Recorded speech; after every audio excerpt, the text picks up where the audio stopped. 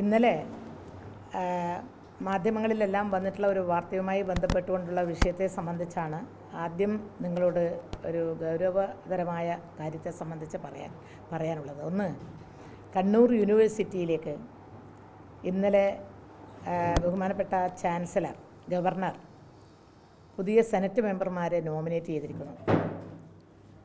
University propose ചെയ്ത പേരുകളല്ല എന്നുള്ളത് ഒരു കാര്യം, പക്ഷേ അതിനെ സംബന്ധിച്ചല്ല ഞങ്ങളിവിടെ പറയാൻ ഉദ്ദേശിക്കുന്നത്.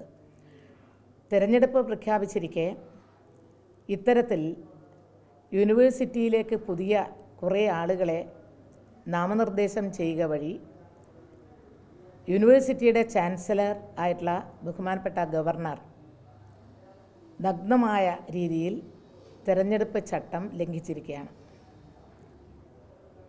തിരഞ്ഞെടുപ്പ് ചട്ടം ലംഘിക്കുക എന്നത് സാധാരണക്കാർക്ക് പോലും പാടില്ല എന്നിരിക്കെ ഉത്തരവാദപ്പെട്ട വളരെ ഉയർന്ന സ്ഥാനത്തിരിക്കുന്ന ഗവർണർ ഒരു ചാൻസലർ എന്നുള്ള നിലയിൽ യൂണിവേഴ്സിറ്റിയിലേക്ക് പുതിയ കുറേ ആളുകളെ അദ്ദേഹത്തിൻ്റെ ലിസ്റ്റിൽപ്പെട്ട അദ്ദേഹത്തിന് താല്പര്യമുള്ള കുറേ പേരെ നാമനിർദ്ദേശം ചെയ്യുക വഴി തിരഞ്ഞെടുപ്പ് ചട്ടം ലംഘിച്ചു എന്ന് മാത്രമല്ല അത് വോട്ട് സ്വാധീനിക്കാൻ കൂടിയാണ് എന്ന് ഇടയാക്കും എന്നുള്ളത് കൂടി നാം കാണണം.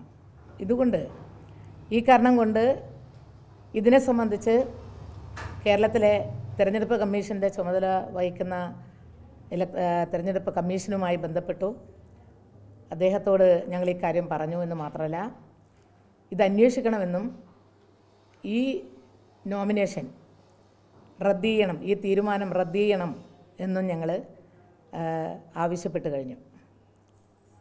മാത്രമല്ല, യൂണിവേഴ്സിറ്റി എന്നുള്ള നിലയിൽ മറ്റു ചില നടപടിക്രമങ്ങൾ അവരുടെ ഭാഗത്തുണ്ടാവുമെന്നാണ് അവർ പറയുന്നത് കേട്ടത്.